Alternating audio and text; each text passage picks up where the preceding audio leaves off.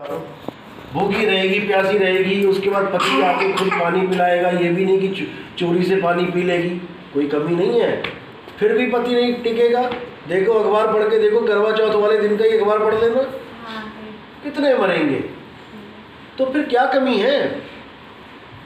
या तो हम व्रत ठीक से नहीं रख रहे, या हमें रखवाने वाले ठीक से नहीं रखवा रहे, विधि पूरी नहीं हो पा रही है। उसका पति बच गया, वो जमराजा से भी लेके आ गई, और तुम्हारा पति यहाँ तुम्हारे सामने नहीं बच पा रहा है, कोई दिक्कत है, कुछ गड़बड़ है।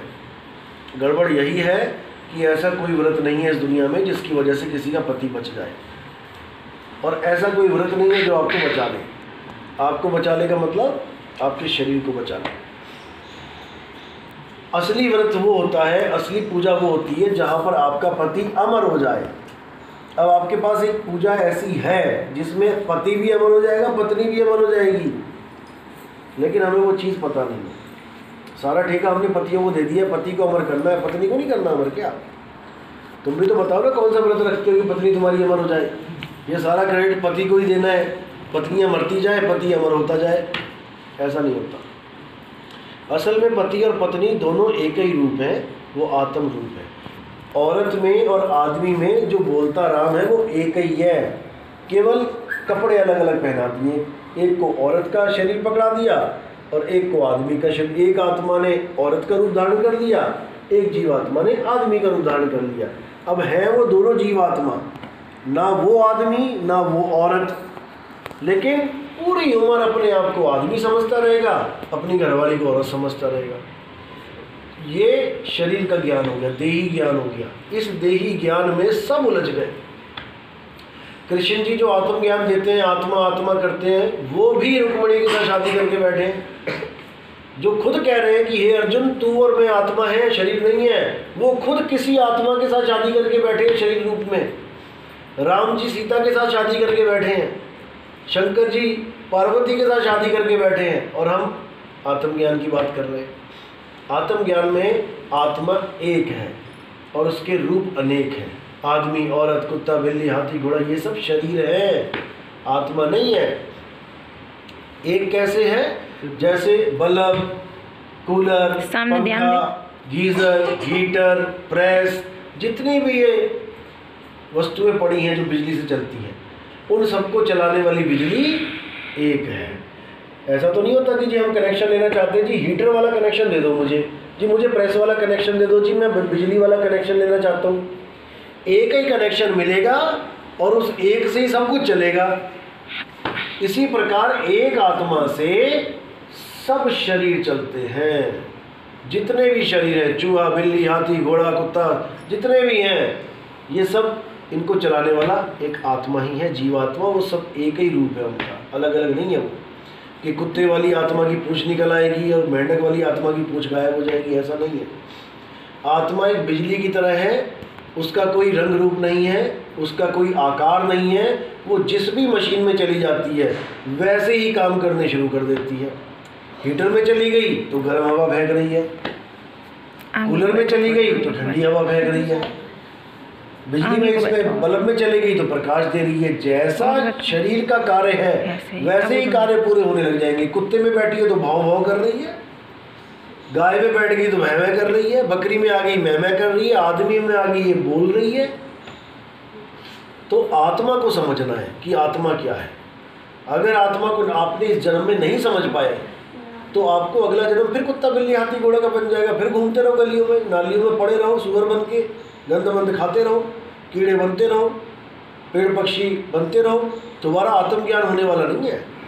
आत्मज्ञान केवल इस इंसानी चोले में हो सकता है। जो आप बात समझ रहे हो, ये बात मैं किसी कुत्ते को नहीं समझा सकता कि बेटा तू आत्मा है तो कुत्ता नहीं है। वो कहेगा छोड़ यार क्या बात कर रहा है, बिल्ली आएगी मैं तो खाऊंगा उसको। ये बात हम शेर को नहीं समझा सकते कि तू आत्मा है और हिरण भी एक आत्मा है तो इस पर दया कर, वो नहीं दया कर सकता। हाँ, तुम्हें मैं कह दूँ कि तुम एक आत्मा हो, बकरी में भी एक आत्मा है, भाई तुम बकरी का वध मत करो, मीट मांस मत खाओ, तुम समझ जाओगे कि हाँ बात तो सही कर रहे हो, आज से मैं ये सब नहीं खाऊंगा। कौन समझदार है? केवल इंसान। इंसान जन्म में आप अपनी मुक्ति करवा सकते हो, अन्यथा किसी और जन्म में चले गए तो वो भोग जून है। इंसान कर्म जून है। इंसान में जून में आप कर्म करते हो, और 84 लाख में आप भोगते हो, जाके गधा बनते हो, धोबी के डंडे पड़ेंगे, मिट्टी ढोनी पड़ेगी, घोड़ा बनते हो तो घोड़े वाला मार मार के हंटर तुम्हारी खाल उतार देगा, उसको तो काम से मतलब है, पूरा दिन दौड़ाएगा तुम्हें सूखी घास खिला के। आज तो हमें नखरे आते हैं कि आज इसमें नमक ज़्यादा हो गया, इसमें चाय, इसमें चीनी कम है, वहाँ कोई नहीं पूछेगा तुम्हें नमक ज़्यादा, वहाँ पीछे से डंडे पड़ेंगे और भागना पड़ेगा और आंसू निकलेंगे। कभी भी किसी जानवर को देखो जो सामान ढो रहा है, उसकी आंखों में रो रो के निशान बन जाते हैं काले, हालत ख़राब हो जाएगी। केवल यही जन्म है इंसान का, अगर इसमें बच के निकल गए तो निकल गए, नहीं तो 1,84 फिर सामने खड़ी है। तो बचना कैसे है, क्या करना है? मंदिर जाना है क्या? मंदिर जाके मुक्ति होगी किसी की? पत्थर पूजने से मुक्ति होगी।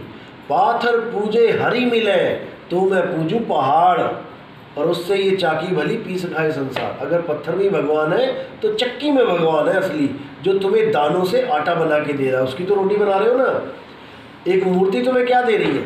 मूर्ति तो आशीर्वाद भी नहीं दे सकती, ऐसे हाथ है तो ऐसे ही रहेगा उसका, तुम सिर झुकाओगे वो फिर भी ऐसे ही रखे, अरे ऐसे कर देना एक बार, हाथ अगर आशीर्वाद दे दे तब तो समझो कि हाँ भाई कोई है उसमें पत्थर में, नहीं तो वो पत्थर ही है।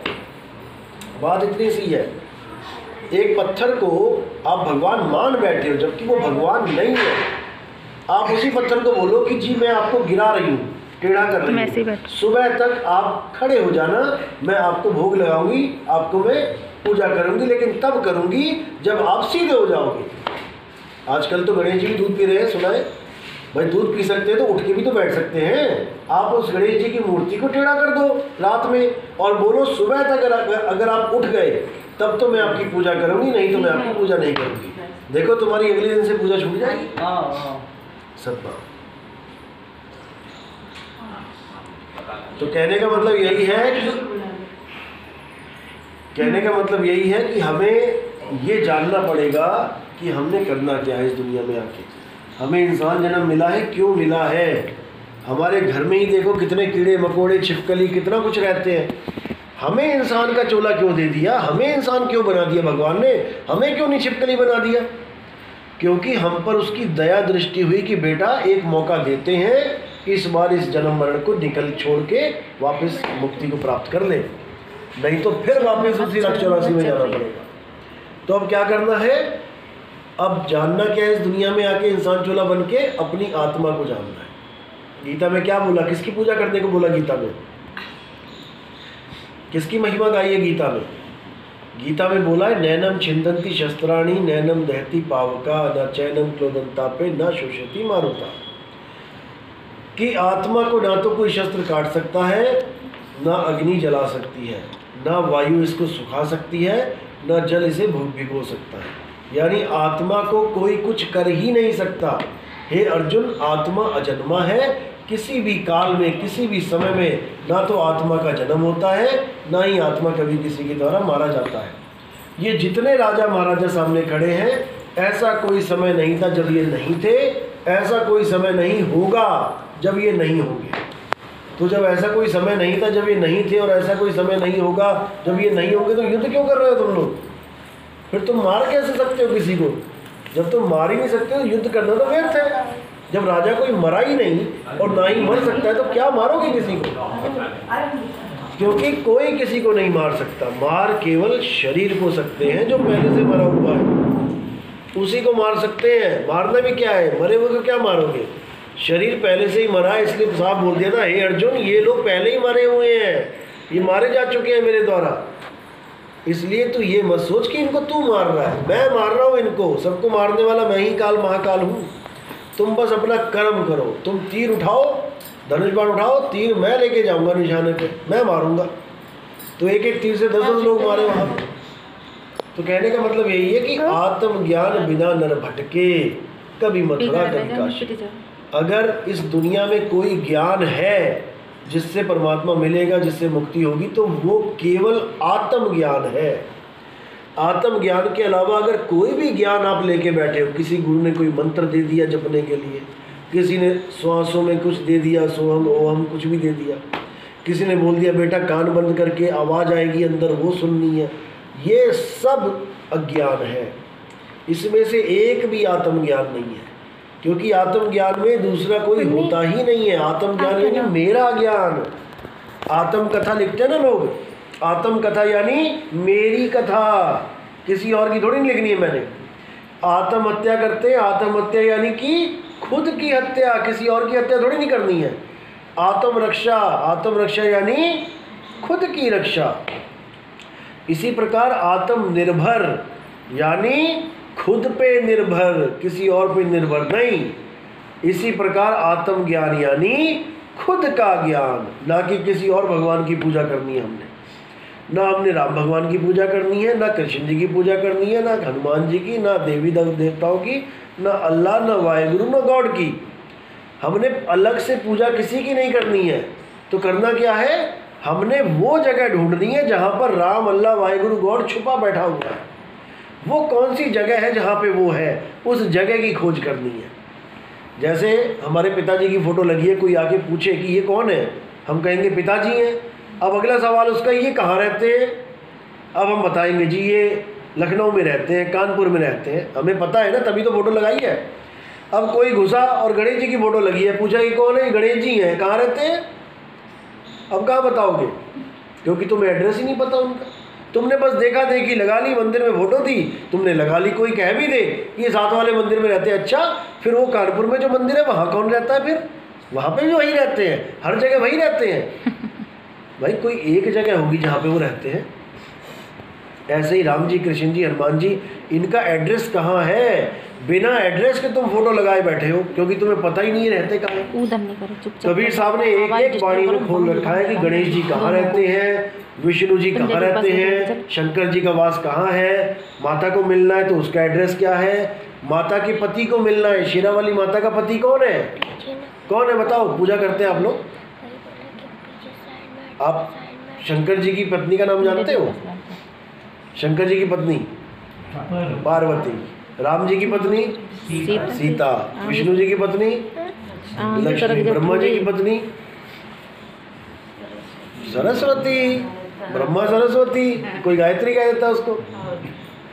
अब शेरा वाली माता का पति, माता कह रहे हैं ना, तो शेरा वाली माता, अब माता तो तभी होगी ना जब पिताजी भी होंगे।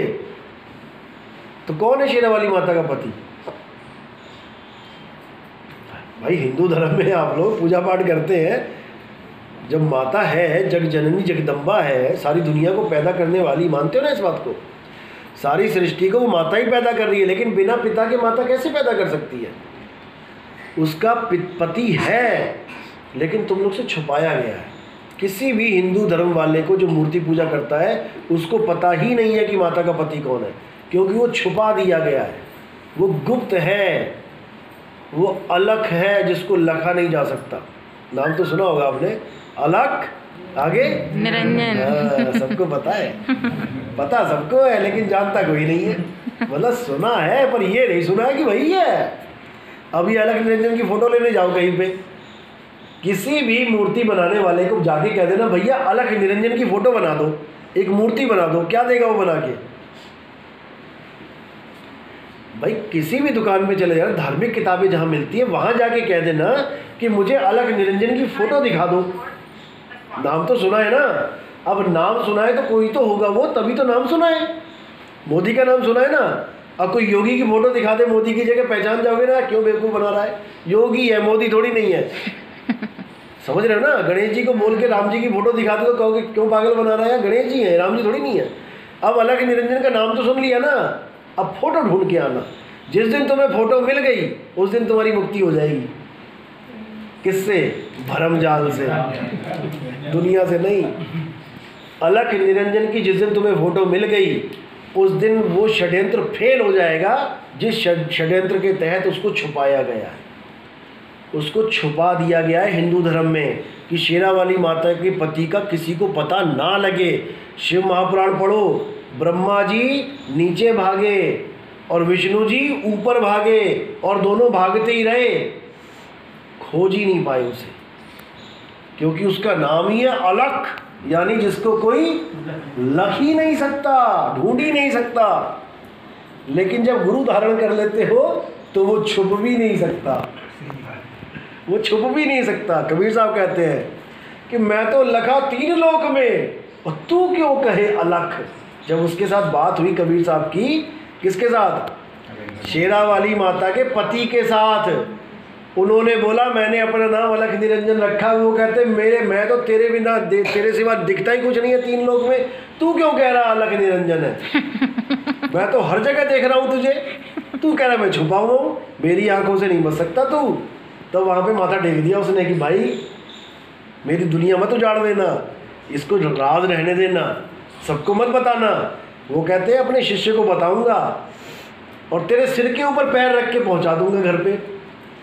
काल भगवान अलख निरंजन ही काल भगवान है। आपका बेटा मर गया, बेटी मर गई, माँ मर गई, पिता मर गया, कौन मार रहा है ये? कौन मारता है इसको? सुना है ना भजन, मारने वाला है भगवान। कौन सा भगवान मार रहा है? क्या शिवजी मार रहे हैं? क्या शिवजी मारते होते तो उनकी तो खुद पत्नी मर गई। वो खुद लेके घूम रहे हैं, 6 महीना लेके घूमते रहे। विष्णु जी ने चक्कर मार के 9 हिस्से किए उसके, पता है ना? इतना तो पता होगा भाई, क्या बना उन 9 हिस्सों का? नहीं पता, पता ही नहीं है। जिस चीज़ में घुसो ना उसको इसमें इतना घुस जाया करो कि पूर्ण ज्ञान हो जाए। रोटी बनानी आती है, अधूरी आती होती तो केवल आटा गूंदना आता होता तो पति क्या करता? केवल आटा उटा गूंदना आ जाता और रोटी ना बनानी आती तो क्या होता? मार मार के सीधा कर देता वो। यानी ज्ञान लेना है तो पूरा लो, अधूरे ज्ञान में तो खुद भी मरोगी, पति को भी मरवा दोगी तुम आटा गिला गिला के। तो कहने का मतलब माता को शंकर जी 6 महीने तक लेके घूमते रहे कंधे पे रख के, क्योंकि उन्होंने हवन कुंड में छलांग मार दी थी। क्यों मारी थी ये भी नहीं पता। उनके पिताजी ने शंकर जी को इनवाइट नहीं किया था, लेकिन वो हठ में आ गई कि मेरे पिताजी हैं, मैं तो जाऊंगी, इतना बड़ा यज्ञ हो रहा है, धार्मिक यज्ञ हो रहा है, हम नहीं पहुंचेंगे तो वहाँ कैसे संपूर्ण होगा। वो कहते भाई रहने दे, जब उसने हमें बुलाया नहीं तो हम वहाँ क्यों जाएं, तुम्हारी इज्जत नहीं होगी वहाँ पे। लेकिन नारी हट नहीं मानी, चली गई वहाँ पे। अब उन्होंने क्या किया, वहाँ पे बेइज्जती कर दी शंकर जी की सबके सामने। यानी वो नहीं गए थे, पीछे से ही बेइज्जती कर दी उन्होंने। इतनी बेइज्जती सुन के छलांग मार दी। अब छलांग मारी तो फिर शंभूनाथ है, पता लग गया मेरी बीवी गई, भागे दौड़े गए वहाँ पे और उसका गला काट दिया था, बकरे का गला लगा दिया था सुनने में आता है, और अपनी बीवी को कंधे पे लाता और निकल पड़े। अब जिंदा ना कर पाए, क्यों? क्योंकि सारे मंत्र फेल हो गए। जो महामृत्युंजय मंत्र है शंकर जी के पास, जिसको कहते हैं कि काल उसका क्या बिगाड़े जो भक्त है महाकाल का, वो महामृत्युंजय मंत्र के लिए ही कहते हैं कि ये महाकाल का मंत्र है। इस मंत्र को अगर कोई सिद्ध कर ले तो मृत्यु उसका कुछ नहीं बिगाड़ सकती। अरे भैया, जिस महाकाल का ये मंत्र है वो अपनी बीवी को नहीं जिंदा कर पाए। 6 महीने तक लेके घूमे, विष्णु जी ने चक्कर मारा, 9 टुकड़े किए। आज जो आप नवरात्रि का व्रत रखते हो ये उन्हीं टुकड़ों की वजह से है। जहाँ आंखें गिरी वहाँ नैना देवी, जहाँ मस्तक गिरा वो छिन्न मस्तिका, जहाँ चरण गिरे अलग अलग अंगों के साथ अलग अलग देवियाँ प्रकट हो गई। तो अलख जो निरंजन है असल में वही सारी सृष्टि को खाता है, नाश करता है। कबीर साहब कहते हैं 3 लोक एक जेल है और पाप पुण्य 2 जाल। सारा जग भोजन बना और खाने वाला काल। हम अखबारों में पढ़ते हैं एक एक्सीडेंट हो गया, इतने लोग काल का ग्रास हो गए, इतने लोग काल के मुंह में चले गए। ये काल है कौन? ये काल है कौन? जिस दिन आपको पता लग जाएगा ना ये काल कौन है, और आपके अच्छी भरी फैमिली में से किसी को भी पकड़ के 2 मिनट में ले जाएगा। हम रोते हैं ना, हाय मेरा बेटा मर गया, हाय मेरी माँ मर गई।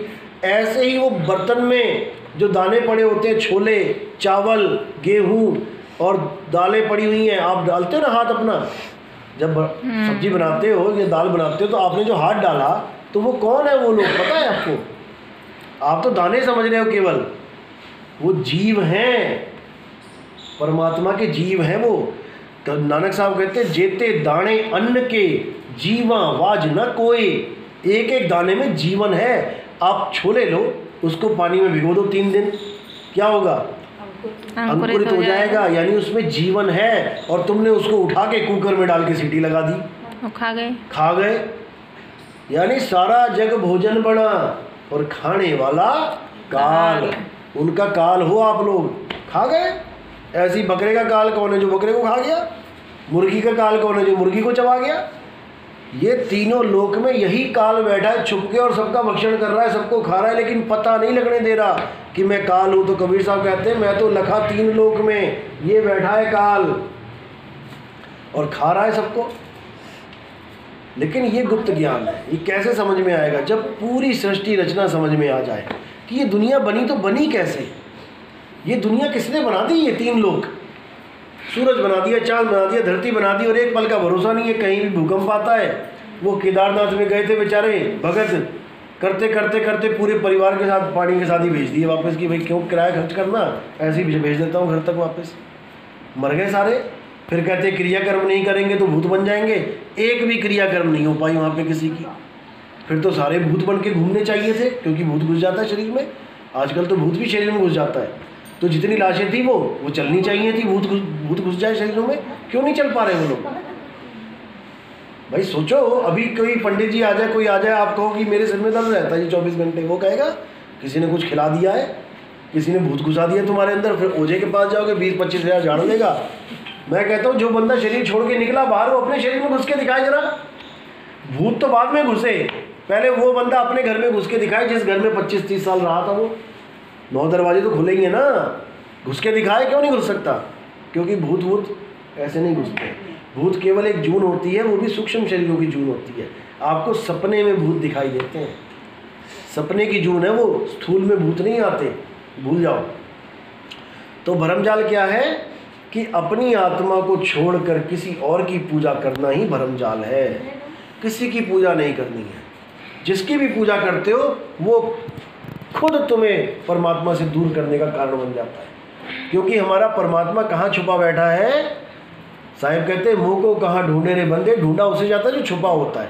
कहते ना कि अच्छा एक खेल खेलते हैं, आइस पाइस बोलते हैं ना, आइस पाइस, मैं छुपूंगा तुम ढूंढना, तुम खोजना मुझे।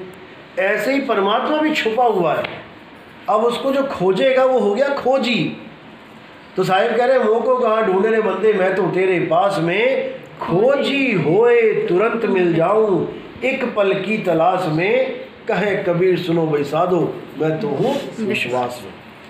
जब आइस पाइस खेलते हैं बच्चे, तो बच्चे ये भी देखते रहते हैं कोई है तो नहीं जो मेरे बारे में इशारा कर दे, इधर उधर इशारे भी कर देते हैं कि वहाँ पे है, तो बंदा सीधे वहीं पहुँचता है। वो कहता है इतनी मुश्किल से जगह ढूंढी थी मैंने, नहीं ये 2 मिनट में पहुँच गया, एक पल में पहुँच गया।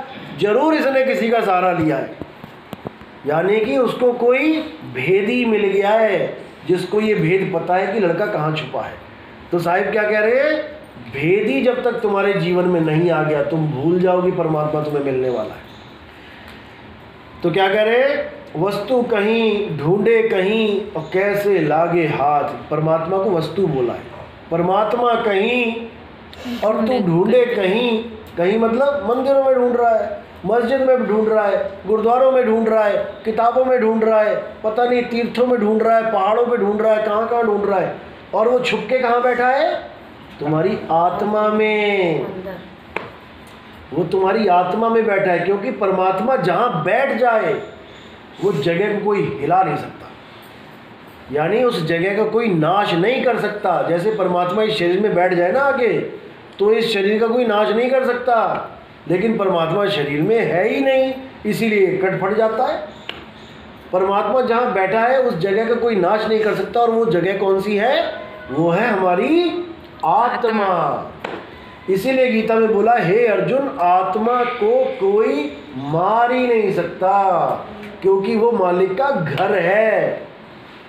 उसको अग्नि जला नहीं सकती, वायु सुखा नहीं सकती, जल भिगो नहीं सकता, उसका कोई कुछ नहीं बिगाड़ सकता। यही गुरु नानक साहब अपनी वाणी में कहते हैं कि राम को ढूंढना है तो कहाँ ढूंढो? आत्म में राम और राम में आत्म, चीनस गुरुमुख विचारे। गुरुमुखों का वाणी का विचार करो और अपनी आत्मा के खोजी बन जाओ। यही कबीर साहब कह रहे हैं, आत्म ज्ञान बिना नर भटके, कभी कावा कभी काशी, जल में मीन प्यासी, मोहि देखत आवे हासी। फिर साहिब समझा रहे हैं, ज्यों तिल माही तेल है और ज्यों चकमक में आग, तेरा साईं तुझ में है, जाग सके तो जाग।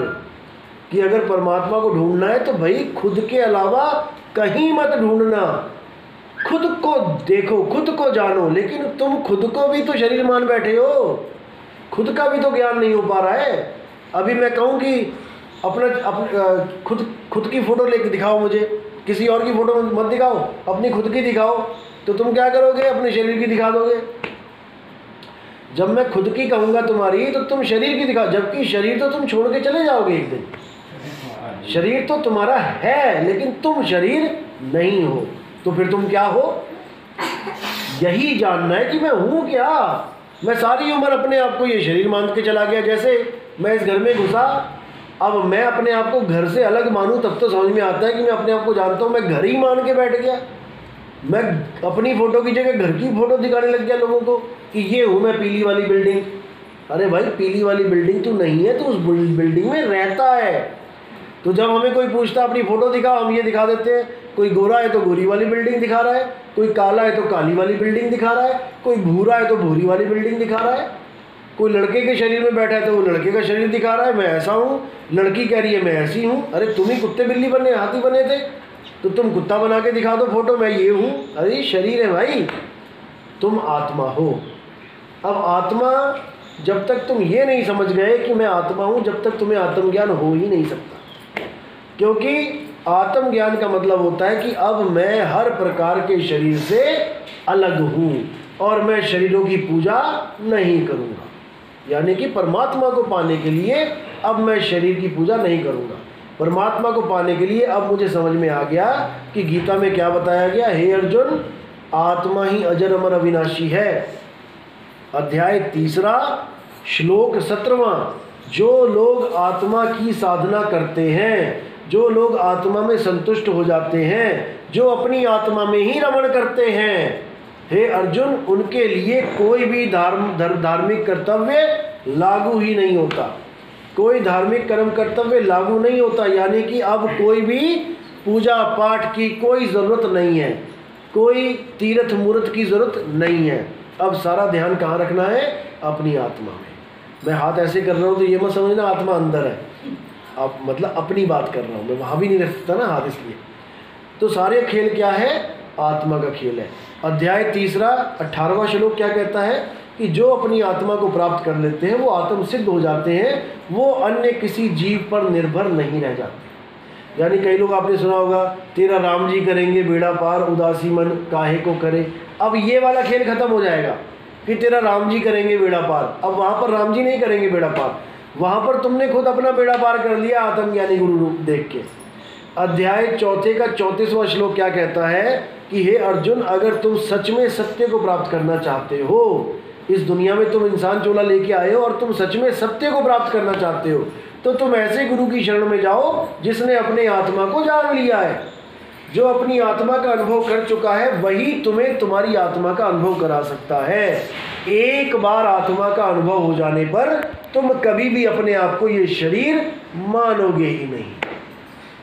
तुम्हारे सारे भ्रम टूट जाएंगे और उसके बाद तुम क्या हो जाओगे, तुम अजर अमर अविनाशी हो जाओगे। हो तो तुम वैसे भी, लेकिन तुम अपने आप को अजर अमर अविनाशी समझ नहीं पा रहे थे, क्योंकि तुम अपने आप को शरीर मान रहे थे। अब शरीर मृत हो जाता है, मर जाता है, तो हम समझते हैं हमारे पापा जी मर गए, हमारी मम्मी मर गई। कोई नहीं मरता, इस दुनिया में कोई मरता ही नहीं है। इस दुनिया का सबसे बड़ा झूठ ही यही है कि मृत्यु सत्य है। कई लोग कहते हैं दुनिया का सच क्या है, लोग कहते हैं मृत्यु सत्य है, मौत बताते हैं, कहते मौत ही सच है। मैं कहता हूँ इस दुनिया का सबसे बड़ा झूठ ये है कि मौत सच है। मौत तो कोई होती ही नहीं है। कबीर साहब कहते हैं पानी में पानी मिला, मिला पौन में पौन में, तो से पूछूं पंडिता इनमें मरा कौन। एक पंडित जी एक लड़के को लूट रहे थे, क्यों, उनके पिताजी की मौत हो गई। अब लगे लूटने, जैसे ही पिता मरे, इसका तो क्रियाक्रम करना पड़ेगा, क्रियाक्रम नहीं करोगे तो मुक्ति नहीं होगी, करवा दिया क्रियाक्रम। अब कहते नहीं, क्रियाक्रम तो हो गया, अब इसकी अस्थियां चुक के तुम्हें हरिद्वार जाना पड़ेगा, नहीं तो मुक्ति नहीं होगी। उसने सोचा एक बार तो मुक्ति हो गई थी क्रियाक्रम करा के, अब ये हरिद्वार कहाँ से आ गया। उसने फिर उठा लिया, चलो ठीक है हरिद्वार चले जाते। वहाँ पर अस्थियाँ डाल दी, सब कुछ हो गया, वापस घर पे आ गया। पंडित जी कहते भाई अब तेरहवीं करनी पड़ेगी।